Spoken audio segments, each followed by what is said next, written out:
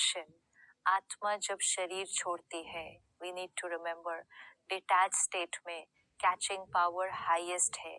जिस परिवार से गई है, उनको भी कोई दर्द वाली वाइब्रेशन नहीं भेजनी, और जिस परिवार में आई है, उनको भी कोई ऐसी थॉट या वाइब्रेशन नहीं क्रिएट करनी जिससे उस आत्मा को दर्द हो, एंड विच मीन्स खुद दर्द में नहीं जाना. When we do not have knowledge and awareness of our sanskars, we believe our acquired habits are natural and will permanently be a part of who we are. Spirituality reveals our true nature to us and also gives us the power to change any acquired sanskar. When we are soul conscious, our mind is silent and pure. We are able to catch the vibrations of other people. When a person dies, the soul leaves the body, and in this detached state is able to catch the thoughts and feelings of family and friends. We will miss our family and friends when they leave the body. But if we keep crying and creating thoughts like, why did you leave? How can we live without you? Please come back. All these thoughts will radiate pain to the soul and not allow them to carry on their journey peacefully. When the soul is in the womb of the mother, soul is detached and can catch the thoughts and feelings of parents and people around. Preference for a girl or boy can send vibrations of being unwanted or rejected to the soul, and they can carry that sanskar throughout their life. आप में से बहुत सारे लोग होंगे जो अपने प्रियजनों को खो देते हैं, और आज तक आप लोगों में से जिसने भी अपने प्रियजन को मृत्यु के द्वारा इस संसार से नहीं खोया है, उसको भी यह जान लेना चाहिए कि उनकी जिंदगी में भी उनके किसी सबसे प्रिय, यहाँ तक कि खुद की भी मौत एक दिन जरूर होगी.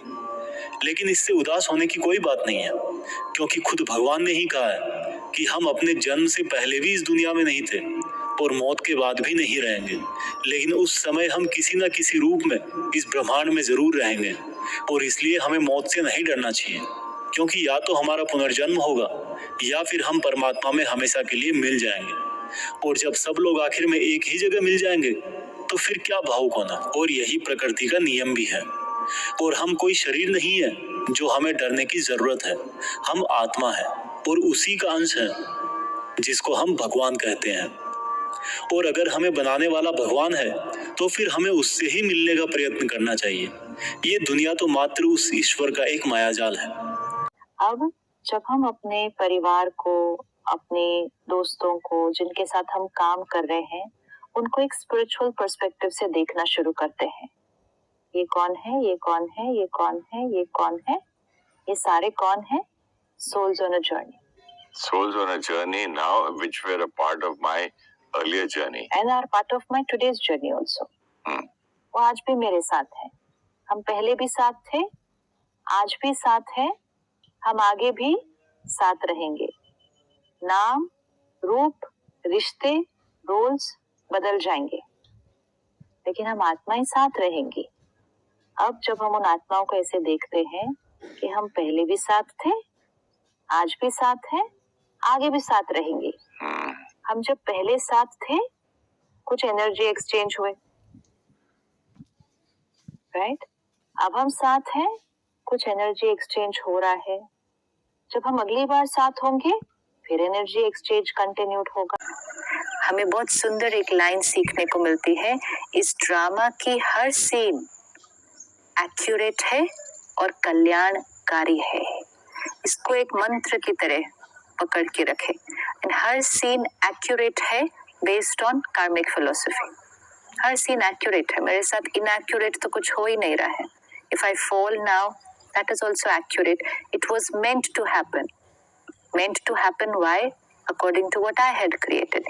तो वो accurate है, fair है, कल्याणकारी है। क्योंकि कल्याणकारी क्यों है? क्योंकि वो बात आई, लेकिन अब अगर मैं उसको एक कल्याणकारी परिस्थिति में देखती हूँ तो मेरी अभी की थॉट कैसी होगी? वो एक श्रेष्ठ चिंतन होगा। तो उससे जो मेरा आने वाला समय है वो अब सारा ठीक हो जाएगा। ये सारा दिन अगर हम हर बात को देखें, जब हम सिचुएशन को एक्सेप्ट करेंगे, लोगों को एक्सेप्ट करेंगे, हमारा पर चिंतन खत्म हो जाएगा। हमारा बहुत पर चिंतन चलता है, क्यों, क्या, कैसे। ये पर चिंतन वेस्ट ऑफ एनर्जी, खुशी को खत्म करता है। एक्सेप्ट करते हैं ये जो हो रहा है ये fair, accurate. This is positive thinking. And that's why it says positive thinking means accepting what is happening for you now is the best, not expecting the best to happen.